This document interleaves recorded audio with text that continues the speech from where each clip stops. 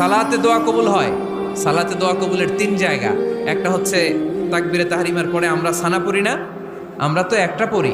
আল্লাহর হাবিব সুন্নাহ এবং নফল নামাজে আরো পড়তেন সানা, ওই দোয়া কবুল হয়। দুই নম্বর জায়গা সালাতে সেজদায় পড়ে দোয়া করলে কবুল হয়।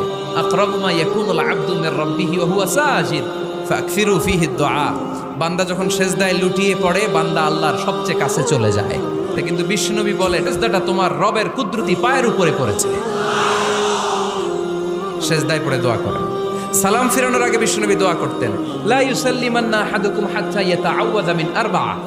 আল্লাহর হাবিব বললেন, চার জিনিস থেকে পানাহ না আছে আমার কোন উম্মত যেন সালাম না ফিরায়। তারা যেন পড়ে, আল্লাহুম্মা ইন্নী আউযু বিকা মিন আযাবিল কবর, আউযু বিকা মিন আযাবি জাহান্নাম, আউযু বিকা মিন ফিতনাতিল মাহইয়া ওয়াল মামাত, আউযু বিকা মিন ফিতনাতিল মাসিহিদ দাজ্জাল।